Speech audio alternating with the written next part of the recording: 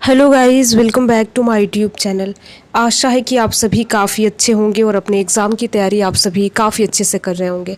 अगर आप किसी भी एग्ज़ाम की प्रतियोगी एग्ज़ाम की तैयारी करते हैं तो ये वीडियो आपके लिए बहुत ही ज़्यादा इंपॉर्टेंट है। आज के इस वीडियो में 11 अगस्त 2025 के दिन का जो भी महत्वपूर्ण करंट अफेयर्स है, जहाँ से एग्ज़ाम में प्रश्न पूछे जाने की संभावना है, उन प्रश्नों को आज के इस वीडियो में हम देखेंगे। तो आप वीडियो को अंत तक जरूर देखिएगा और देखने के साथ साथ अपने यार दोस्त मित्र को भी शेयर कीजिएगा।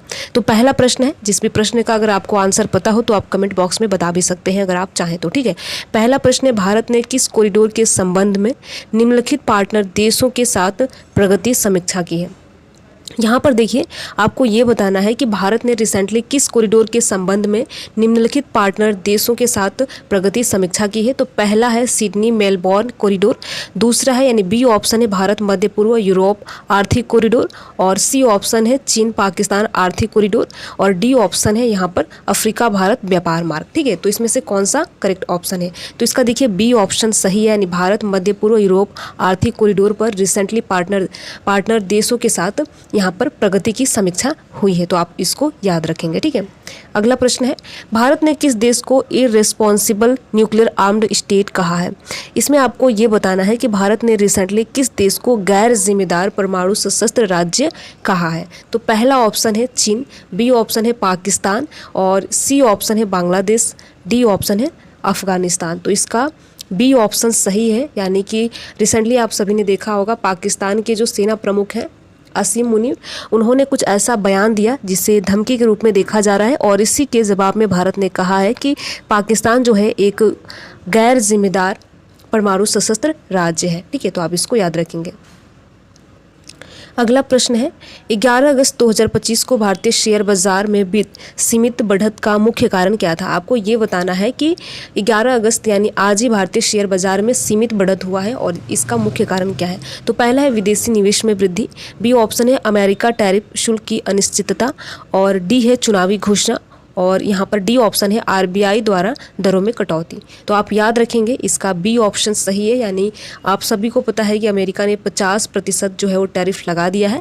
तो इसका बी ऑप्शन सही है, यानी कि अमेरिका द्वारा भारतीय वस्तुओं पर 50% तक शुल्क लगाने की संभावना और कमजोर कारपोरेट नतीजों में निवेशकों को सतर्क रखा है। ठीक है, तो आप याद रखेंगे। अगला प्रश्न है, ऑस्ट्रेलिया ने 11 अगस्त 2025 को संयुक्त राष्ट्र संघ महासभा में उठाने के लिए किस मुद्दे की घोषणा की है। यानी रिसेंटली अगर आप देखेंगे, यानी आज 11 अगस्त है और ऑस्ट्रेलिया ने संयुक्त राष्ट्र महासभा में किस मुद्दे को उठाने की घोषणा की है। ठीक है, आपको ये बताना है। तो पहला ऑप्शन है ताइवान की स्वतंत्रता का समर्थन, बी ऑप्शन है फिलिस्तीनी राज्य की मान्यता, सी ऑप्शन है भारत पाक युद्ध को रोकने का प्रस्ताव, और डी ऑप्शन है जलवायु परिवर्तन पर संकल्प। तो इसका बी ऑप्शन सही है, यानी फिलिस्तीनी राज्य की मान्यता, यानी कि ऑस्ट्रेलिया ने सितंबर 2025 में होने वाले UNGA में फिलिस्तीनी राज्य की मान्यता देने की घोषणा की, ताकि दो राज्य समाधान को बढ़ावा दिया जा सके। तो आप इसको याद रखेंगे। अगला प्रश्न है, 15 अगस्त 2025 को स्वतंत्रता दिवस समारोह में विशेष अतिथि के रूप में किस समूह को आमंत्रित किया जाने वाला है। ठीक है, आपको ये बताना है कि जो 15 अगस्त 2025 को स्वतंत्रता दिवस मनाया जाएगा उसमें मुख्य अतिथि के रूप में किस समूह को आमंत्रित किया जाएगा। तो पहला ऑप्शन है किसान, बी ऑप्शन है सैन्य बल, सी ऑप्शन है स्वच्छता कार्यकर्ता, और डी ऑप्शन है युवा उद्यमी। तो देखिए आपको याद रखना है इसका सी ऑप्शन सही है, यानी 79वें स्वतंत्रता दिवस पर स्वच्छता कार्यकर्ताओं को विशेष सम्मानित अतिथि के रूप में शामिल किया जाएगा। ठीक है, तो सी ऑप्शन सही है। अगला प्रश्न है, कौन सा शहर PM ई बस सेवा योजना के तहत सबसे ज़्यादा इलेक्ट्रिक बसें मिलने की घोषणा पर शीर्ष पर है।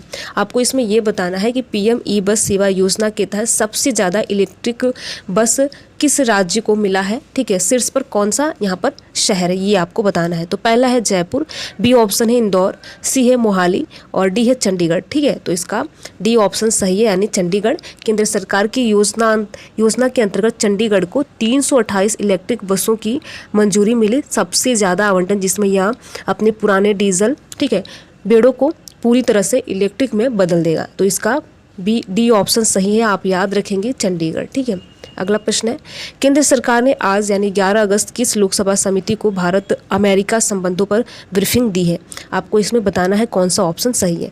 तो बी है ए है वित्त समिति, बी ऑप्शन है विदेश मामलों की स्थायी समिति, सी है मामलों की समिति और डी है रक्षा मामलों की समिति। तो आपको याद रखना है भारत अमेरिका संबंधों पर, यहाँ पर विदेश, इसका बी ऑप्शन सही है, विदेश मामलों की स्थायी समिति, यानी विदेश मामलों की स्थायी समिति जिसका नेतृत्व कांग्रेस सांसद शशि थरूर कर रहे हैं, को भारत अमेरिका नीति संबंधी नवीनतम विकासों पर आज ब्रीफ दिया गया है। ठीक है, तो आप इसको याद रखेंगे, इसका बी ऑप्शन सही है। तो कुल मिलाकर देखिए हमने 7 प्रश्न देखा जो कि एग्जाम की दृष्टि से बहुत ही ज़्यादा इंपॉर्टेंट है। अगर आप किसी भी एग्जाम की तैयारी करते हैं तो वीडियो कैसा लगा आप कमेंट बॉक्स में अगर चाहें तो बता सकते हैं।